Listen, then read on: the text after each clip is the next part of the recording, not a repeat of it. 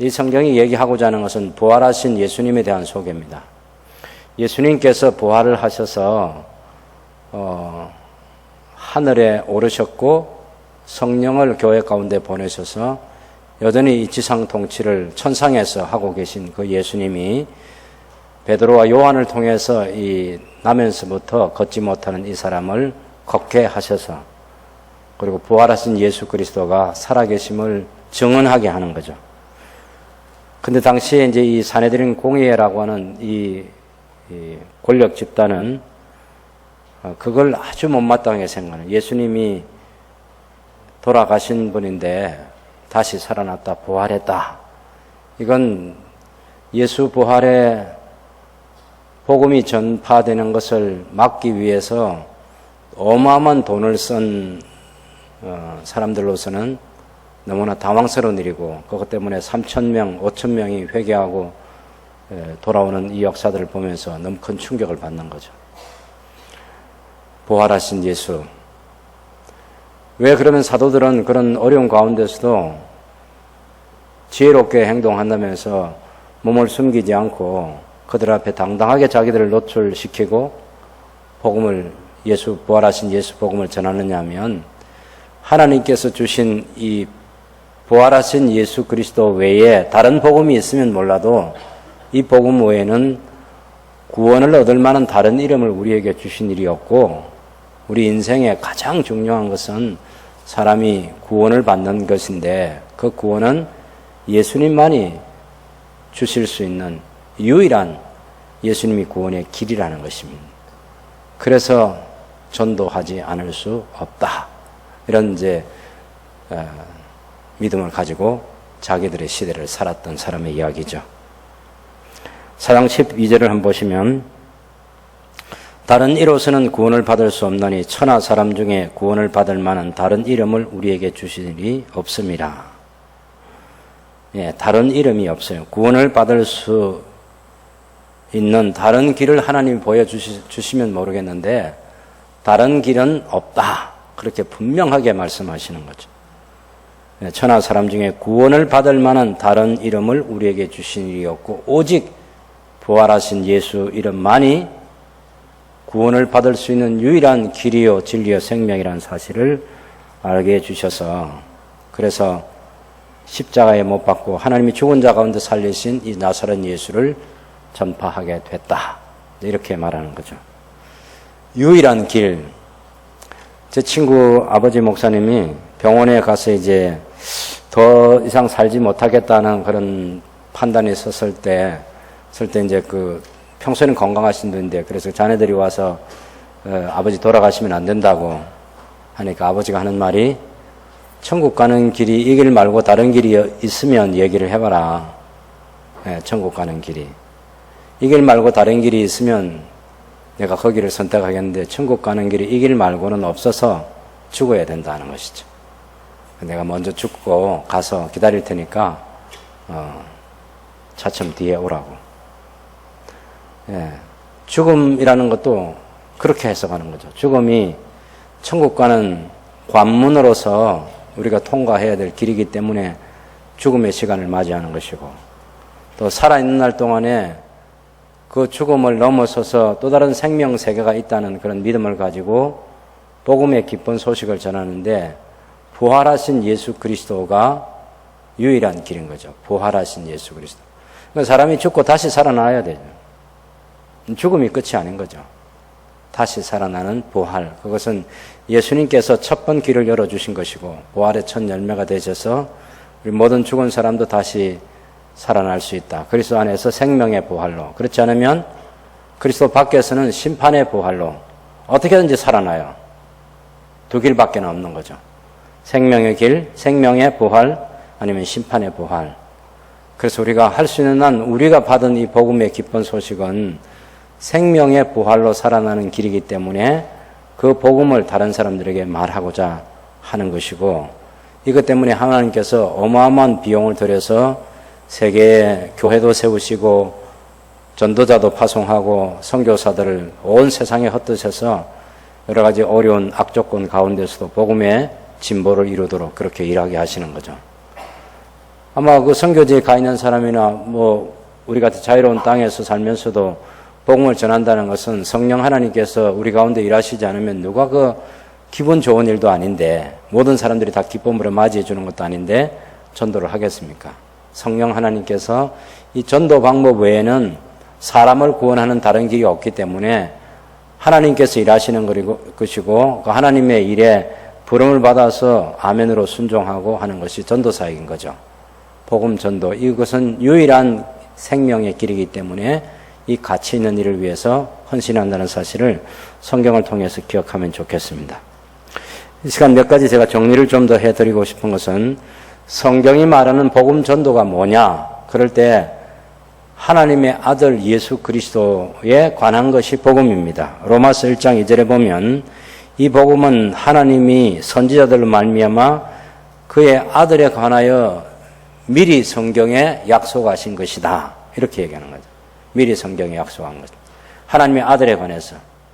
예수님이 동정녀 마리아에게서 탄생하시고, 예수님이 십자가에서 돌아가시고, 예수님이 부활하시고, 예수님이 성천하시고, 예수님이 다시 재림하시고, 하나님 나라를 완성하게 하는, 이것이 다 하나님께서 오래전에 계획해 두신 것인데 그 계획대로 하나씩 하나씩 성취되는 거죠. 그래서 로마서 14장 6절도 보면 나를 중히 여기는 자들도 주님을 위해서 중히 여기고, 먹는 자도 주님을 위해서, 또 먹지 않는 자도 주를 위해서, 무엇이든지 주님을 위해서, 주님이 중심이 되는 거죠. 예수 그리스도가 중심이 되는 것이고, 고린도서 1장 18절에서 24절까지 말씀을 보면, 특별히 1장 21절에 보면 하나님의 지혜에 있어서는 이 세상이 자기 지혜로 하나님을 알지 못하는 거로 하나님께서 전도에 미련한 것으로 믿는 자들을 구원하시기를 기뻐하셨다. 전도에 미련한 것으로. 왜냐하면 표적을 찾는 유대인이나 지혜를 찾는 헬라인들이 볼 때는 이거 너무 어리석기 짝이 없는 전도인데, 하나님께서는 그 방법을 통해서 사람들을 구원하시기를 기뻐하신 그것이 하나님의 일이에요. 전도는 새순교회의 일이 아닙니다. 전도는 어떤 특정한 한 사람의 집단이 전도라고 하는 것을 만들어내서 시행하는 것이 아니고, 하나님께서 계획하신 바를 이루시기 위해서 사람을 통해서 하나님께서 하시는 일이 전도이다. 이 생각에 우리 모두가 동의를 하고 시작을 해야 되겠습니다. 전도는 하나님의 일인데, 그래서 바울은 고린도 교회에서 복음을 전할 때 우리는 십자가에 못 박힌 그리스도를 전하는데, 그 십자가에 못 박힌 그리스도가 누구냐면 하나님의 능력이고 하나님의 지혜이신 예수 그리스도를 전한다. 그게 복음의 내용인 것입니다. 근데 오늘 이 본문 4장 12절에 있는 것처럼 예수님이 왜 유일한 복음이냐? 하나님께서 다른 복음을 우리에게 주시지 않았습니다. 다른 이로서는 구원을 받을 수 없나니 천하 사람 중에 구원을 받을 만한 다른 이름을 우리에게 주신 일이 없음이라. 그래서 예수님께서도 친히 말씀하시기를 요한복음 14장 6절에 보면 내가 곧 그 길이요 그 진리요 그 생명이다. 예? 다시 말하면 내가 유일한 길이고 유일한 생명이고 유일한 진리. 다른 것과 섞일 수 없는 것이고 나눌 수 없는 것이고, 뭐 99%의 길은 예수님의 것이고 다른 1%의 길이 있고 그게 아니죠. 생명도 예수님이 100%고 진리도 예수님이 100%고 예수 외에는 다 진리일 수 없고 예수님 외에는 생명일 수 없고 예수님 외에는 길일 수가 없는 거죠. 그래서 예수님은 그 길, 그 진리, 그 생명 이렇게 말씀하신 것입니다. 로마서 8장 31절 이하에서도 보면 35절까지 그런즉 이 일에 대하여 우리가 무슨 말을 하리요? 만일 하나님이 우리를 위하시면 누가 우리를 대적하리요? 자기 아들을 아끼지 아니하시고 우리 모든 사람을 위하여 내어주시니가 어찌 그 아들과 함께 모든 것을 우리에게 준사로 주시지 아니하시겠느냐? 누가 능히 하나님의 택하신 자들을 송사하리요? 어렵다 하시는 하나님이시니 누가 정죄하리요? 죽으실 뿐 아니라 다시 살아나시는 그리스도 예수, 그는 하나님 우편에 계신 자요 우리를 위하여 간구하시는 자시니라. 누가 우리를 그리스도의 사랑에서 끊으리요? 환난이나 공고나 핍박이나 기근이나 적시나 위험이나 칼이라. 그래서 예수님 외에는 없다. 예수님 안에서 구원이 완성되는 진리를 얘기했습니다. 그런데 우리가 이제 이 전도를 할 때 동기가 중요한 동기가. 동기. 복음 전도의 동기. 교회 부흥 아니에요. 교회 부흥. 교회가 교회당을 크게 지어놓고 자리를 채우기 위해서 저는 전에도 그런 생각 가졌지만 계속해서 생각하는 것은 교회는 클 필요가 없다는 생각을 저는 제 마음속 가득하게 하고 있습니다. 교회는 클 필요가 없다. 교인들의 숫자가 많을 필요가 없다는 거예요. 작은 교회, 작은 규모의 교회가 숫자가 많은 것은 괜찮지만 큰 교회 숫자가 많아지고 자리가 비어서 그 자리를 채우기 위한 그런 교회의 역사를 만들어가는 것은 아주 비성경적이라고 생각해요. 작은 교회. 목사가 목양을 할 만한 성도들 규모 정도로 모일 수 있는 그런 작은 교회. 충분한 목양이 이루어질 수 있는 교회, 충분한 복음 제시가 계속되어서 교회가 어느 정도 일정한 숫자가 되면 다시 분가하는, 분립해서 또다시 개척을 하고 와서 하는 그런 작지만 복음의 능력을 강하게 드러낼 수 있는 그런 교회. 그 생명 있는 교회가 많아져야 되는 거죠.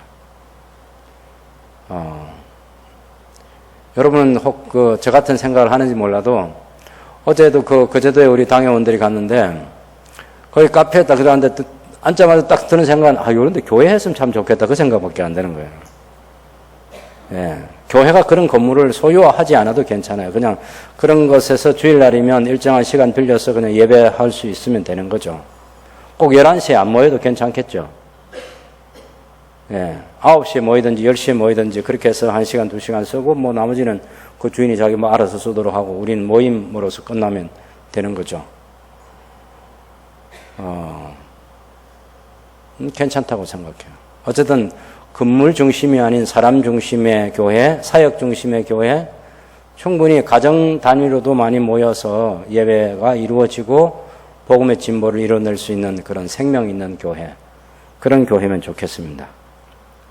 그래서 복음 전도의 동기는 교인의 숫자가 많아져서 힘을 과시하거나 빈자리를 채우거나 그러기 위해서가 아니고 성경에 얘기하고 있는 것처럼 영혼을 긍휼히 여기는 마음, 영혼을 불쌍히 여기는 마음. 예수님께서 마태복음 9장 35절에서 36절에 보면 모든 성과 촌에 두루 다니사 저희 회당에서 가르치시며 천국 복음을 전파하시며 모든 병과 모든 약한 것을 고치시니라. 무리를 보시고 민망히 여기시고 불쌍히 여기시고 긍휼히 여기시고 이는 저희가 목자 없는 양과 같이 유리함이라 하는 거죠. 예. 예수님의 마음이 얼마나 긍휼히 여겼으면 저 영혼들에게 하나님 아버지를 알게 해야 되는데 저 영혼들이 생명의 길로 저들을 인도해야 되겠는데 저들이 영원한 생명을 얻고 하나님의 나라에 넉넉하게 들어갈 수 있게 해야 되는데 참 진리 안에서 자유를 얻게 해야 되겠는데 그 진리를 알지도 못하고 구원의 길을 알지 못하고 방황하는 그런 무리들로 주님의 눈에 비쳤을 때 주님께서 그들을 민망히 여기신 그런 마음이 가득했던 거죠. 그래서 생명의 복음을 전하는 일을 주님은 언제든지 가르치시고 천국 복음 전파하시고 그리고 병든 것 약한 것 고치시는 그런 일들을 주님이 하셨습니다. 그래서 복음 전도라고 말할 때 천국 복음이에요. 천국. 하나님의 나라에 들어가는 복음. 하나님의 나라가 표현되지 않는 것은 복음이 아니에요. 예수님 믿으면 잘 된다. 예수님 믿으면 병 고침 받는다. 예수님 믿으면 사업에 성공한다. 성경 그런 거 약속하지 않아요. 예수님 믿어서 잘 될 수도 있고 예수님 믿어서 병 고칠 수도 있고 예수 믿어서 사업이 잘 될 수도 있겠지만 그것이 예수 믿는 모든 사람의 것이고 누구나 그렇게 다 된다. 그렇게 이야기하잖아요. 그러면 그건 복음이 아닌 거예요.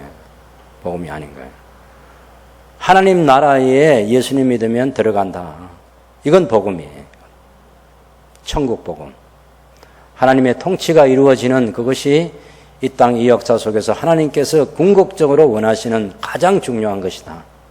그래서 모든 성경을 읽을 때마다 말씀 묵상할 때마다 설교를 들을 때마다 이 하나님의 나라가 이야기돼야 되는 거죠. 기도할 때도 당연히 하나님의 나라가 기도가 되고 삶의 우선순위도 하나님의 나라를 찾고 하는. 우리 조금 전에 우리 이숙 집사님이 여러 가지 기도를 하셨지만 지금 우리가 학인조 반대를 하는 것, 그것 또한 하나님의 나라가 이루어지는 곳에서는 그런 것이 절대로 용납되면 안 되기 때문에 그런 거죠. 그건 하나님 나라 가치하고 정반대되는 거예요. 그건 하나님에 대한 그건 도전인 거죠. 그건 세상이 망하는, 이 세상 하나님을 아는 사람이나 모르는 사람이 살고 있는 어떤 집단에서도 그런 것이 자유화됐을 때 인류는 하나님의 무서운 심판을 받아서 멸망할 수밖에 없는, 그 멸망의 길로 가는 사람들이 안타깝기 때문에 그걸 반대하는 것이고 못 가게 하는 것이고 그런 법 자체가 상정되지 못하게 하는 것이고 말리고 있는 것이고 그런 것들을 앞장서서 하는 사람들을 규탄하는 것이고 그런 거죠. 하나님 나라 가치와 다르기 때문에 하나님께서 원래 창조하신 하나님의 형상대로 만드신 사람이 사람답게 사는 세상, 그것이 하나님의 나라인 거죠. 하나님께 영광과 찬송을 올려드릴 수 있는 그런 사람, 하나님이 우리 사람의 몸을 디자인할 때 남자의 몸으로 여자의 몸으로 이렇게 설계하셔서 주셨고 생육하고 번성하고 땅에 충만하고 땅을 정복하고 다스리라고 말씀하신 그 하나님의 명령을 성취해 가기 위해서는 학인조에 들어있는 그런 잘못된 법안 같은 것들이 그것이 현실화될 수 있는 그런 법을 만들면 안 되기 때문에 반대하는 거죠. 복음. 우리가 이것을 사람들에게 드러낼 때 그 가치를 모르는 사람들이 이 세상에 많다는 사실 때문에 긍휼히 여기는, 불쌍히 여기는 마음 가지고 전도가 시작돼야 된다. 두 번째는 하나님의 그 강권하시는 사랑이에요. 고린도서 5장 14절 말씀 보면 그리스도의 사랑이 우리를 강권하시는도다. 우리가 생각한데 한 사람이 모든 사람을 대신하여 죽었은즉 모든 사람이 죽은 것이라. 저가 모든 사람을 대신하여 죽으심은 산자들로 하여금 다시는 저희 자신을 위하여 살지 않고 오직 저희를 대신하여 죽었다가 다시 사신 자를 위하여 살게 하려 하심이라. 그리스도의 사랑. 우리가 죄인 되었을 때 그리스도 예수께서 우리를 대신하여 십자가에 못 박혀 돌아가신 거죠. 우리가 죄인 되었을 때, 우리가 선했을 때가 아니죠. 우리가 선한 행동을 하고 우리가 살려줄 만한 가치가 있는 그런 삶을 살아서가 아니라 우리는 이미 다 범죄로 인해서 우리 스스로 죄 때문에 우리가 죽어야 되는 그런 상황이고 하나님의 심판을 피할 수 없는 그런 상황에 놓여 있을 때인데 하나님께서 우리를 사랑하신 그 사랑을 나타냈을 때 예수님 십자가에 매다신 거죠. 그 하나님의 강권하는 사랑. 그것 때문에 우리가 전도를 한다는 것입니다. 하나님의 뜻은, 이 전도에 대한 하나님의 뜻은 구약 성경에도 나타나 있고 디모데전서와 베드로 3장에도 나타나 있는데 에스겔서 3장 17절에서 21절까지 말씀 보면 인자야 내가 너를 이스라엘 족속의 파수꾼으로 세웠으니 너는 내 입의 말을 듣고 나를 대신하여 그들을 깨우치라. 가령 내가 악인에게 말하기를 너는 꼭 죽으리라 할 때에 뇌가 깨우치지 아니하거나 말로 악인에게 일러서 그 악한 길을 떠나 생명을 구원케 하지 아니하면 그 악인은 그 죄악 중에서 죽으려니와 내가 그 피값을 네 손에서 찾을 것이고 뇌가 악인을 깨우치되 그가 그 악한 마음과 악한 행위에서 돌이키지 아니하면 그는 그 죄악 중에서 죽으려니와 너는 네 생명을 보존하리라.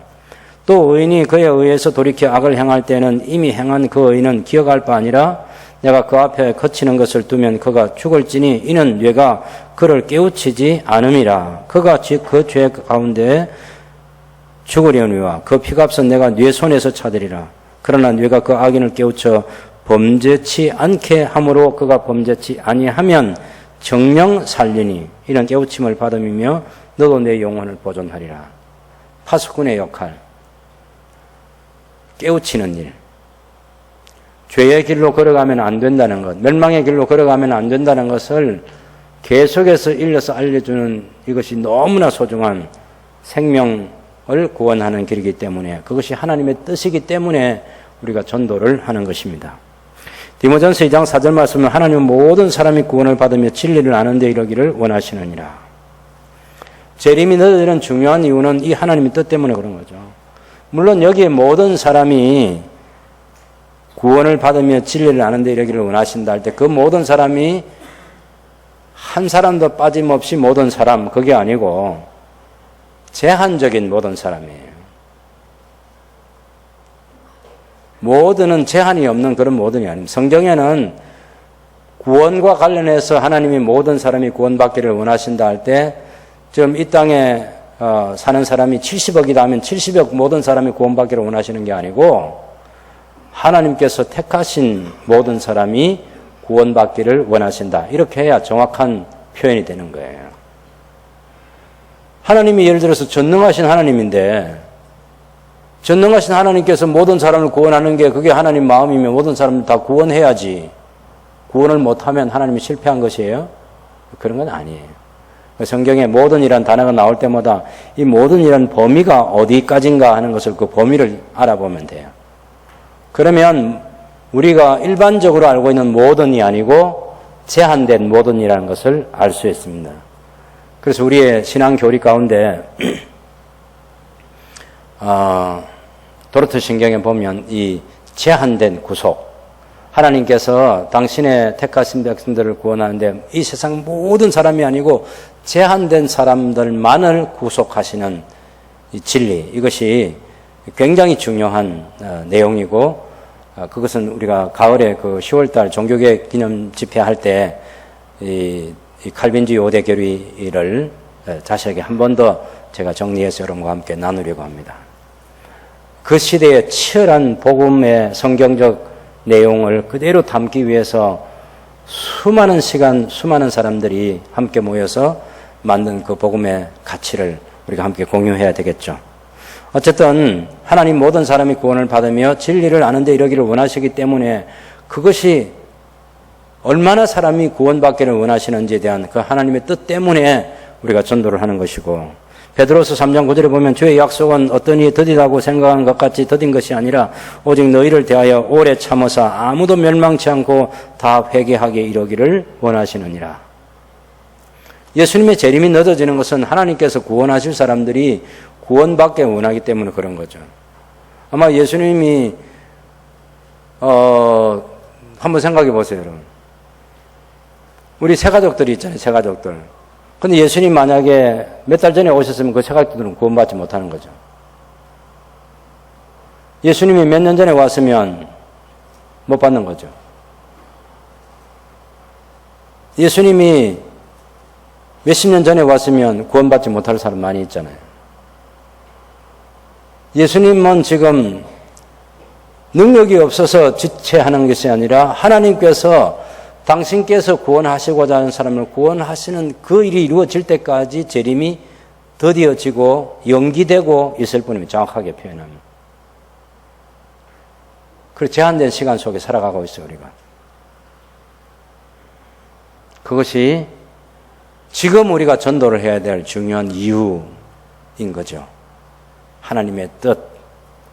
우리의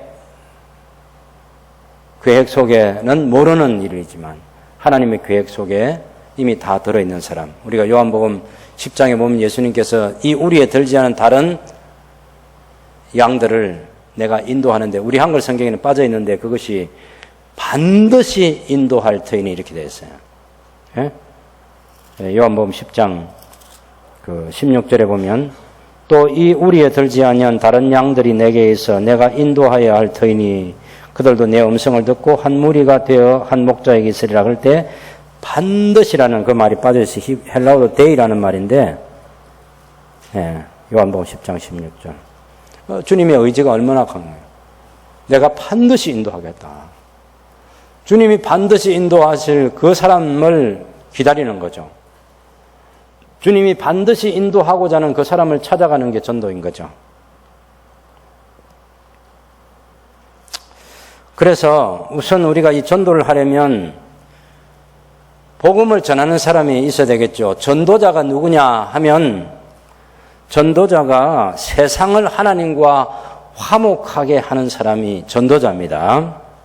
고린도서 5장 18절 보면 모든 것이 하나님께로부터 났나니 저가 그리스도로 말미암아 우리를 자기와 화목하게 하시고 또 우리에게 화목하게 하는 직책을 주셨으니, 사도 바울이 자기와 함께하는 그런 사역자들을 가리켜서 하나님께서 우리에게 화목하게 하는 직책을 주셔서 그 화목하게 하는 직책을 가진 사람이 우리들이다, 그렇게 얘기한 거예요. 세상을 하나님과 화목하게 하는 직책을 가진 사람, 이 사람이 전도자예요. 우리 자신을 향해서 나는 누구인가? 예? 나는 누구인가? 나는 누구인가 말할 때 나는 세상을 하나님과 화목하게 하는 사람이다. 예, 이 굉장한 전화예요. 우리가 초라하게 보이면 안 돼요. 우리가 작아지면 안 된다고. 적어도 내가 그 정도의 사람이라고. 하나님과 화목시킨다. 이거 보통 아닌 거죠. 쉽지 않은 일이에요. 그죠? 사람과 사람 사이에도 한번 그 화해시키는 일을 한번 하려면 그거 쉽지 않습니다. 아주 어렵습니다. 그리고 이 배운 지성인일수록 더 어려워요. 한번 뒤틀려 놓으면은 정말 화해를 안 하려고 그래요. 그래서 저희 그 선배 어르신 가운데는 하도 화해를 시키려고 해도 안 되니까, 그래서 말씀으로 화해를 시키려고 무척 노력을 많이 했겠죠. 그러다가 너무 열심히 노력하다가 그분이 총회장 때인데 하시다가 안 되니까 그 사람들은 다른 게 필요 없어 차라리 막 술이나 한 대, 막걸리나 한 대 갖다 주라고. 세상 사람들은 막걸리 한 잔하고도 화해를 하는데 이 그리스도인들은 말이죠, 하나님을 두고도, 예수님을 두고도, 성령님을 두고도 화해를 안 해요. 화해를 안 해요. 여러분, 우리 인간이 그렇게 못된 거야. 저는 그 사람이 구원받지 못했다는 얘기는 아니지만, 그러니까 그 사람 예수님을 통해서 그 사람 구원하려고 예수님이 오신 거지. 얼마나 못됐겠어 한번 생각해 보세요. 네. 정말 못됐습니다. 우리 인간의 죄성은 참 무서운 것인데, 그런데 하나님과 화목하게 하는 이 직책을 가진 사람들이 하나님을 알게 해서 양쪽을 다 알게 해야 되잖아요. 하나님을 알려주고 하나님에 대해서도 또 이 사람에게 알려주고, 그래서 화목하게 해서 복음을 받아들이고 하나님과 원수된 것을, 관계를 청산하고 구원 얻는 사람이 되도록 하기 위해서 노력하는 사람이 복음 전도자이고, 요한복음 4장 35절에서 38절을 보면 추수하는 일꾼이 전도자라고 그렇게 얘기합니다. 너희가 넉 달이 지나야 추수할 때가 이르겠다 하지 아니하니라. 내가 너희에게 이르노니 눈을 들어 밭을 보라. 희어져 추수하게 됐도다. 거두는 자가 이미 삭도 받고 영생에 이르는 열매를 모으나니 이는 뿌리는 자와 거두는 자가 함께 즐거워하게 하려 함이라. 그런즉 한 사람이 심고 다른 사람이 거둔다 하는 말이 옳도다. 내가 너희로 노력지 아니한 것을 거두려 보냈노니 다른 사람들은 노력하였고 너희는 그들이 행한 것에 참여하였느니라. 요한복음 4장 35절에서 38절의 말씀인데, 추수하는 일꾼이에요. 추수하는 일꾼. 씨 뿌려서 가꾸는 것은 다른 사람이 다 해뒀어요. 이미 밭이 다 추수할 때처럼 추수할 수 있도록 된 상태에 가서 이제 낫들고 가서 추수만 하면 된다, 이렇게 얘기하는 거죠. 전에도 계속해서 반복해서 해드린 말씀이 뭐냐면, 전도는 안 믿을 사람을 믿게 하는 게 전도가 아니고, 전도는 믿을 사람을 믿게 하는 게 전도예요. 믿을 사람을 믿을 수 있도록 도와주는 게 전도이지, 안 믿을 사람을 안 믿도록 도와주는 게, 믿을 수 있도록 돕는 게 아니에요. 그건 불가능한 얘기예요. 예. 최근에 고 삼성그룹의 회장이시던 이병철 회장님께서 마지막 그 반대 질문을 던진 23가지인가 그것에 대해서 정리한 책이 한 건 나왔는데, 예, 철저하게 신을 부정하고 무신론자, 불가지론자로서 신의 존재에 대해서 구원 얻는 길이 그것이 바른 길인지에 대해서 이 기독교가 그런 희망이 있는 종교일 수밖에 없다는 것에 대한 반대하는 그런 생각들이라든지 그런 여러 가지들을 질문을 던졌더라고. 너무 안타까운 거죠. 예, 한 기업을 이루어서 우리나라를 정말 살기 좋은 나라로 만드는데 크게 기여하신 그런 어른 아니겠습니까? 그런데 구원의 길은 찾지 못한 거예요. 그분이 매년 새해가 되면 일본에 가서 서적을 뒤지고 연초가 되면 그 서적을 뒤져서 거기서 발견한 깨달음을 가지고 삼성그룹을 더 좋은 기업으로 만들고 노력했던 사람이 이병철 회장님인데 생명의 길은 스스로 찾지 못한 거예요.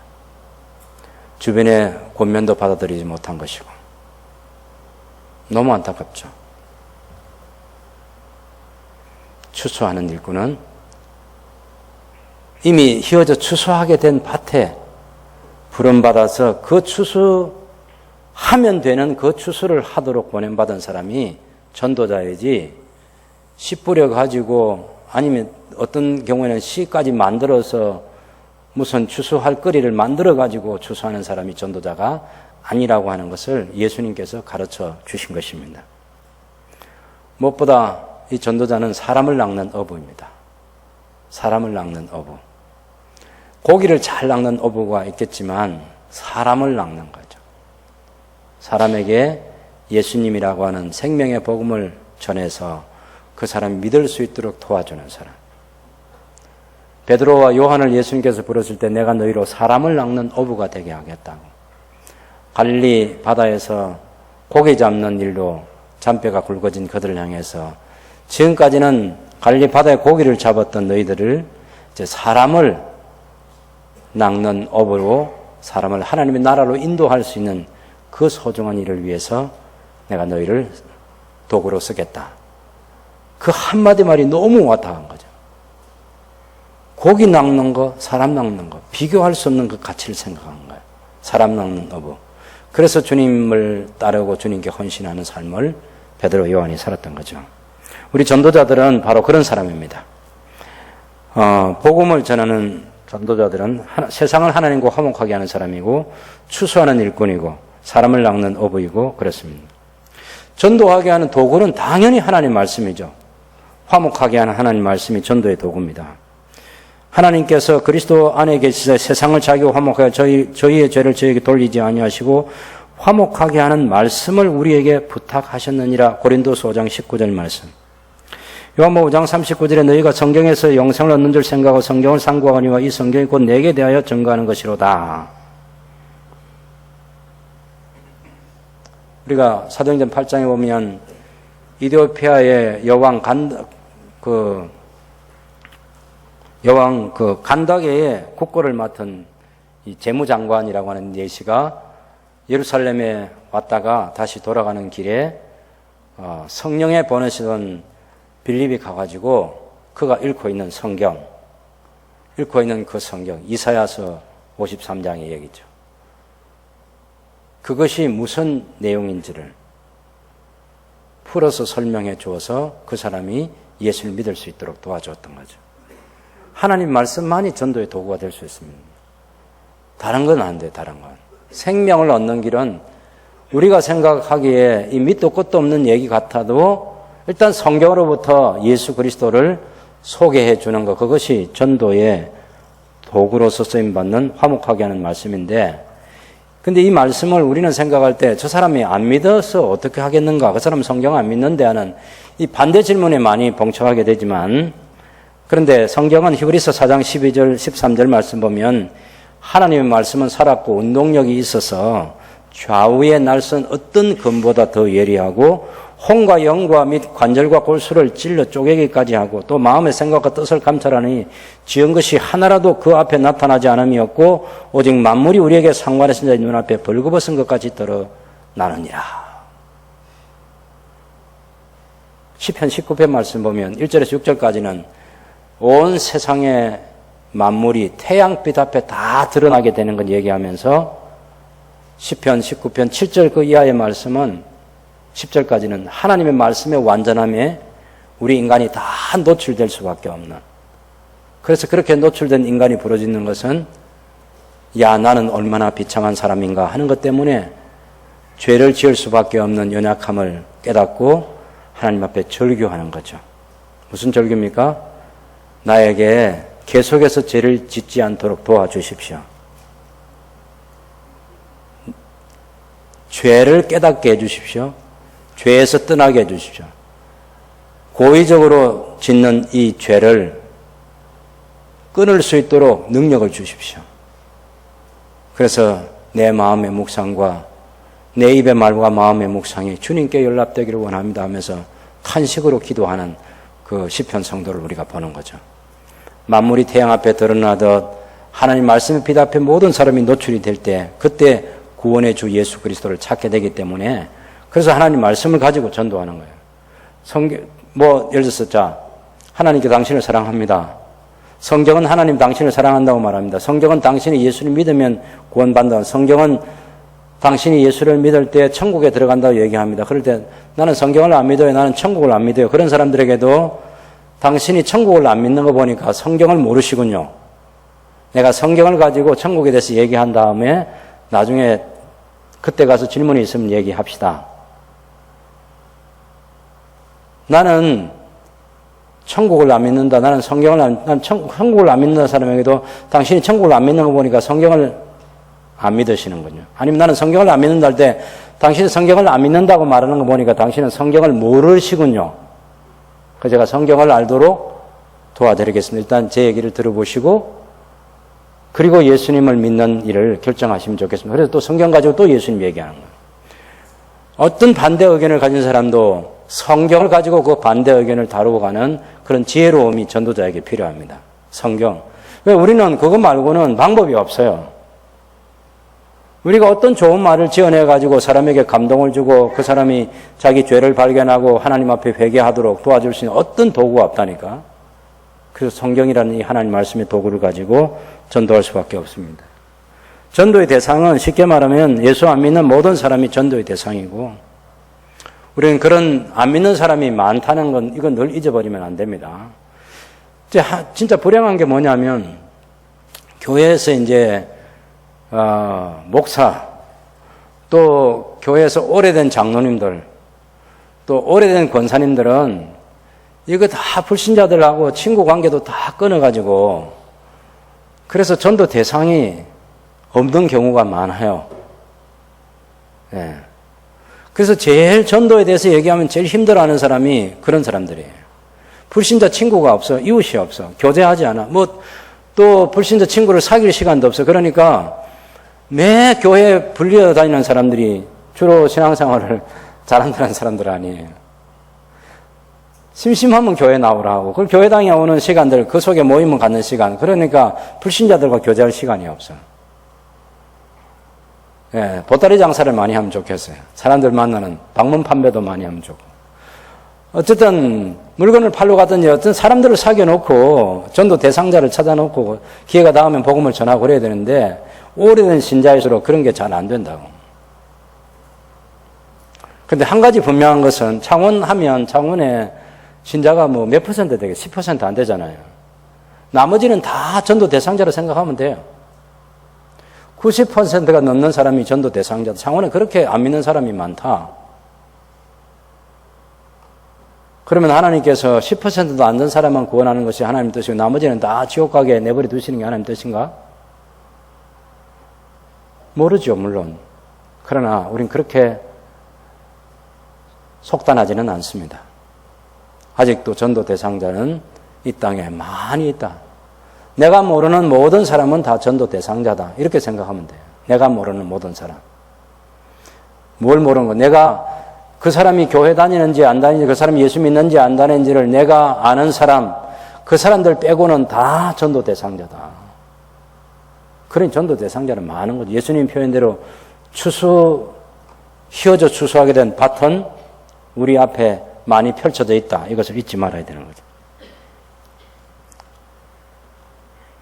우리가 어떻게 해야죠? 울며 씨를 뿌리는 일. 눈물로 씨를 뿌리는 일.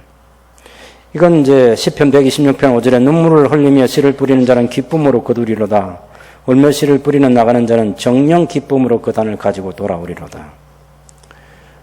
교회의 미래에 대해서 예측한 최은식 박사가 쓴 책을 읽어보면 한국교회 미래지도라는 그 책을 보면 교회가 해야 될 근본적인 이 교회의 현실적인 문제를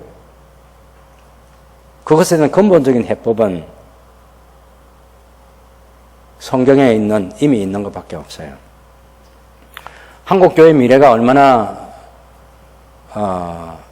먹구름이 드리워져 있느냐면요. 고령화 사회가 아주 한국엔 초고령화 사회, 세계 역사에 유례없는 초고령화 사회가 한국 사회를 이루게 됩니다. 곧 몇 년 지나면요. 그리고 가장 낮은 저출산입니다. 최소한 그 공동체를 유지하려면 출산율이 2.1%가 돼야 돼요. 2.1%. 2명 가지고 안 되는 거죠. 왜냐하면 죽는 아이들도 생기기 때문에. 2.1%야 되는데, 그것이 이제 유지하는데 그 정도는 돼야 유지가 되는 거야, 지금. 우리가 5천만 명이라면 5천만 명을 낳으려면 2.1이 돼야 돼, 2.1. 그런데 최소한 그래도 인간이 살아갈 수 있는 그런 공동체를 유지하게 하려면 1.3은 돼야 된대요. 1.3. 그런데 2018년도 한국의 출산율은 0.98이라는 겁니다. 그러니 그런 사람 없고 나이 많아서 초고령화되고 그러니 교회가 줄어들어서 머지않은 날에 300만에서 400만의 시대가 오는 거죠. 물론 영국 사회라든지 이런 사회를 보면 하나님 말씀을 계속해서 제대로 신실하게 강의하는 그런 교회는 한 400명, 500명 꾸준히 유지해서 그 어둠의 시대를 통과한 그런 교회들도 있습니다. 우리 그거 굉장히 중요한 가치로 여겨야 돼요. 역사적인 교훈으로. 그런 대부분의 교회는 무너지고 문 닫는 교회도 많이 생겨나고요. 지금 현재 교회 숫자의 65%가 사라지는 그런 시대가 온다는 거예요. 많은 교회가 합병을 하지 않으면 안 되는 거예요. 최악을 막기 위해서 합병을 해야 돼요. 저도 개인적으로 생각할 때는 저희 총회에 상장 한 건 올려서라도 노회 단위의 그런 교회 문제가 생겼을 때 합병을 잘 지도할 수 있는 그런 전문인들을 세워야 돼요. 이 개인에게 맡겨줄, 개체교회에 맡겨줄 수 있는 그런 일이 아니라고요. 이건 충분히 예측이 가능한 그런 미래입니다. 근데 여기에서 해답 제시하는 게 뭐냐면 세 가지 씨를 뿌리라 이런 얘기예요. 세 가지 씨. 그 세 가지 씨가 뭐냐? 첫째는 전도의 씨. 이건 전도를 우리가 해서 그 사람이 믿고 안 믿고 하는 이것에 대한 기대를 갖는 전도가 아닙니다. 추수가 되느냐 안 되느냐 그거 기대를 하는 게 아니에요. 결과를 기대할 수 없어도 계속해서 전도하는 씨를 뿌려라 이 얘기입니다. 그러면 20년, 30년 뒤에 거두게 될 날이 온다는 거예요. 오늘 우리 한 청년이 왔는데 그 청년에게 언제부터 교회 다니나니까 아주 어릴 때 교회 다녀본 적, 그때 말고는 교회 다녀본 적이 없는 청년이었어요. 아주 어릴 때라도 자기 친구들에 의해서는 어떻게든 주일학교든지 무슨 교회 행사에 가봤으니까 그런 얘기 하는 거 아니에요. 그래서 당장은 우리가 전도가 안 돼도 괜찮아요. 우리 주일학교 전도하고 SFCS 전도하고 중고등부 전도하는데 그 친구들이 교회를 안 와도 괜찮아. 그런데 일단 전도에 씨 뿌리는 일은 교회가 쉬지 않고 계속 해야 되는 거예요. 전도의 씨를 뿌리라. 이거 굉장히 중요한 것이고. 두 번째는 이제 이 주일학교를 살리는 운동을 해요.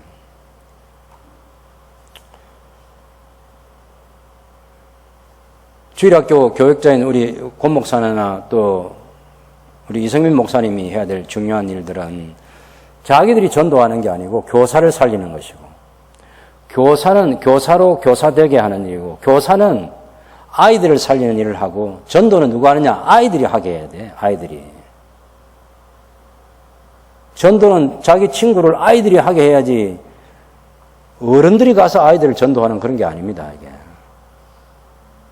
저도 제가 전도를 제일 많이 했을 때가 학생 때예요. 그 학교에는 선생님도 못 들어오고 누구도 학교에 못 들어오고, 그러나 학생은 학교에 외고 패고 다니면서 전도할 수 있어요.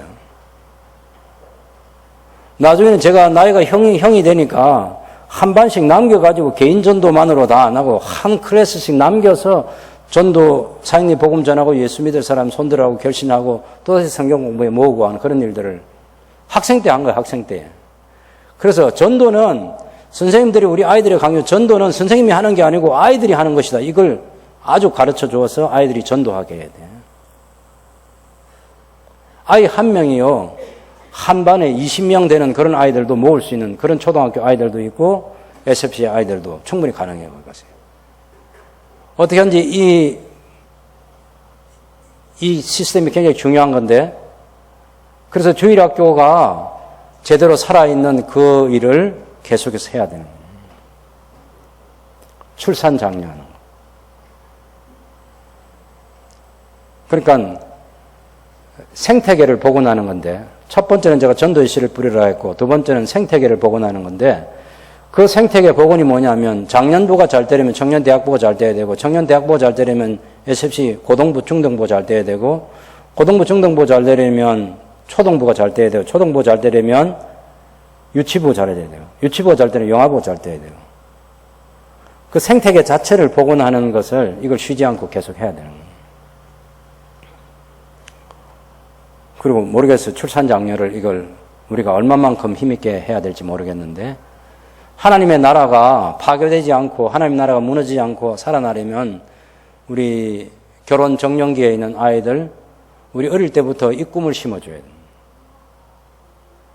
우리 초등부 때부터 아예 지금 저도 교육원 이사장으로 제가 그 교육원에 얘기를 하려는데, 교재를 아예 공과를 만들 때 공과 책에 출산이 얼마나 중요한 건지, 그 하나님 나라에 가치 있는 일인지를 아예 초등부 아이들 때부터 그것을 배워야 돼요. 성경대로 결혼을 해서 자녀를 생산하는 이것이 하나님의 일이다. 그 꿈을 가지고 기도할 수 있도록 그렇게 하는 게, 그게 교회가 해야 될 굉장히 중요한 일인 것 같아요. 그래서 그런 해법을 찾아야 되고, 그 다음에 교회가 건강해야 되는데, 건강은 데살로니가전서 1장 3절에 있는 것처럼 아주 우리가 익숙해 가는데, 건강한 교회의 표지가 뭐냐? 믿음의 역사, 사랑의 수고, 예수님의 재림에 대한 소망 때문에 인내하며 살아가는 이 교회의 건강도를 유지해야 된다. 이것이 해법이에요. 저는 아주 성경적으로 원리가 타당하다고 생각하고 동의합니다. 그래서 울며 씨를 뿌리는 일을 쉬지 않고 전도하고, 교회 생태계를 복원하고, 그리고 주일학교를 살리는 일, 그리고 출산을 장려하는 일, 이런 것들을 우리가 잘 감당해야 되는 거죠. 물론 이런 일을 할 때 우리가 성경이 말씀하고 있는 갈라디아서 6장 7절에서 9절에 있는 것처럼 스스로 속이지 말라. 하나님은 만홀히 여김을 받지 아니하시니 사람이 무엇으로 심든지 그대로 거두리라. 자기 육체를 위하여 심는 자는 육체로부터 썩어진 것을 거두고 성령을 위하여 심는 자는 성령으로부터 영생을 거두리라. 우리가 선을 행하되 낙심하지 말지니 피곤하지 아니하면 때가 이르미에 거두리라 하고, 무엇으로 심든지 심는 대로 거두게 된다. 이런 거. 그래서 이건 꼭 전도만을 이야기하는 것은 아닌데, 전도에 관한 전도를 계속하는 교회가 전도가 되지, 전도를 안 하고 있는 교회가 전도를 하는 건 아니에요. 전도가 되는 건 아니죠. 그래서 우리 신앙의 성장이나 성숙이나 우리 신앙생활의 열매도 우리가 심은 대로 거두지만 영혼을 구원하는 일도 심은 대로 거두게 된다는 것 잊지 말아야 되겠습니다. 특별히 우리에게 주의할 것은 씨는 뿌리고 결과는 하나님께 맡기는 것. 이거 아주 중요합니다. 우리가 말씀을 받는 토양에 대해서도 30배, 60배 결실을 하게 되는 그 토양은 4개 가운데 한 부분밖에 없어요. 말씀의 씨앗을 뿌린다고 해서 그게 다 그대로 열매를 거두는 게 아니고, 길가밭, 가시떨기밭, 돌밭, 이런 데서는 거두지 못해요. 오직 옥토에서만 30배, 60배, 100배의 결실을 하는 거죠. 그래서 우리는 그 어떤 밭인지 모르기 때문에 일단 우리는 복음을 전해서 하나님께서 열매 맺게 하시는 일을 기대할 수밖에 없습니다. 이제 우리가 특별히 준비를 해야 된다고 하면 씨를 뿌리는 사람으로서 준비되고 딱 두 가지면 하나는 전도 훈련을 받는 거예요. 전도 훈련. 훈련을 받지 않고 전도자가 잘 되는 경우는 없어요. 사역일을 가지고 복음을 전하든지 다리예와 전도지를 가지고 복음을 전하든지 하나님과 화해하는 길이라는 그런 전도 책자를 가지고 전도 훈련을 받든지 또 영생의 길이라고 하는 그런 브릿지와 유사한데 어쨌든 그런 것 가지고 하든지 무슨 방법이든지 일단은 훈련을 받아야 돼요. 낚시하는 사람들이 배우지 않고 낚시를 잘하는 사람은 아무도 없어요. 아무도 없어요. 전도는 훈련이다. 훈련. 그래서 예수님께서는 제자들을 그 훈련을 시켜요. 이건 우리 모두가 다 하려고 헌신을 해야 되고 두 번째는 전도 대상자를 위해서 기도하는 거예요. 전도자를 위해서도 기도하고 첫째는 훈련, 두 번째는 기도. 기도는 전도하는 사람을 위해서도 기도하고 전도 대상자를 위해서도 기도하고 이 두 가지 기도가 필요합니다. 사도 바울도 교회에 편지를 쓰면서 우리를 위해서 기도해 달라. 무슨 기도? 복음을 담대하게 전할 수 있도록. 우리를 위해서 기도해 달라. 무엇을 위해서? 고린도 교회 사람들이 우리를 잘 영접할 수 있도록. 왜? 직접 가서 만나봐도 해결이 안 된단 말이야. 만난다고 되는 게 아니야. 전도 대상자를 찾아서 가서 그 사람 만나가지고 내가 복음 제시만 한다고 되는 게 아니에요. 하나님께서 그 영혼을 준비시켜 주시는 시간이 필요한 거예요. 그래서 기도할 때 하나님께는 이 전도 대상자, 이 사람에 대해서 하나님, 제가 이 사람에게 복음을 전하려고 합니다. 이 사람은 지금 현재 어떤 환경에 놓여 있는 사람이고 어떤 사람인데 주님의 복음이 꼭 필요합니다. 하나님, 이 사람이 구원 얻을 수 있도록 은혜를 베풀어 주십시오. 하나님께 말씀을 많이 드리고 전도 대상자에 가서는 우리의 하나님에 대해서 하나님께서 당신에게 어떤 도움이 될지 하나님께서 당신의 어떤 구원이 될지 그것을 하나님에 대해서 말하는 거예요. 먼저는 하나님께 이 사람에 대해서 말을 하고 그 사람에게 가서 하나님에 대해서 얘기하는 거. 이게 필요한 거죠. 그래서 훈련, 기도 이것을 우리가 해야 되겠습니다.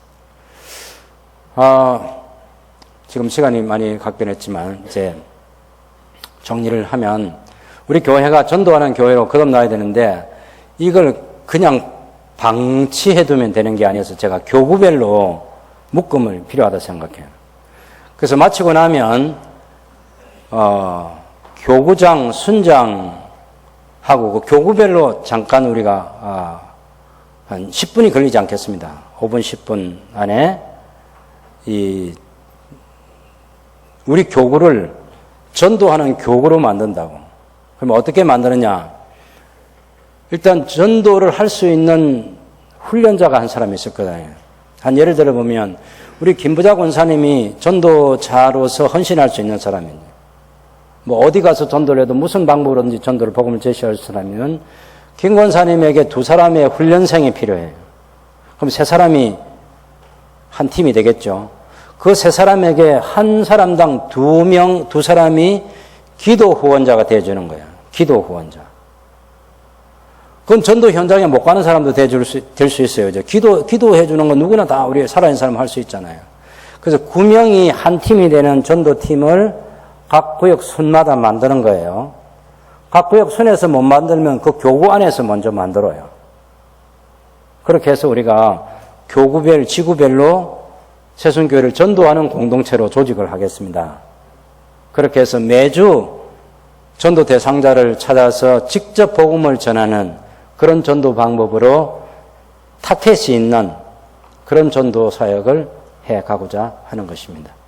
그래서 여러분이 내가 뭐 몇 주 동안 내가 전도 대상자를 다 찾아야 된다 그러면 그건 불가능한 일이지만 내가 한 사람의 전도 대상자만 찾아주고 내가 그 전도를 위해서 내가 계속해서 나의 훈련자, 내 훈련생 그리고 기도 후원자를 위해서 서로 기도하고 그렇게 해서 전도가 지속적으로 가능하도록 하는 일들을 새순교회가 하면 주님께서 기뻐하시는 주님의 뜻을 이룰 수 있다고 그렇게 생각하는 거예요. 그래서 전도는 사람을 통한 하나님의 구원 역사, 사람을 통한 하나님의 일인데 그 하나님의 일에 우리가 동참하고 헌신하는 것입니다. 이 기쁨의 일에 저 여러분이 함께 할 수 있게 되기를 바랍니다.